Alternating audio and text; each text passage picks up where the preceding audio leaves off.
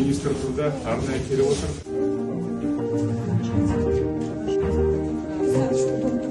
А дальше придется непосредственно также думать.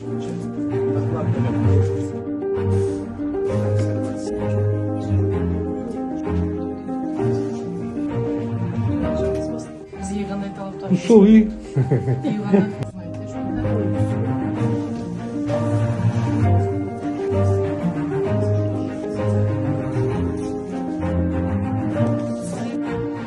Сендер бала чағаңа болсын.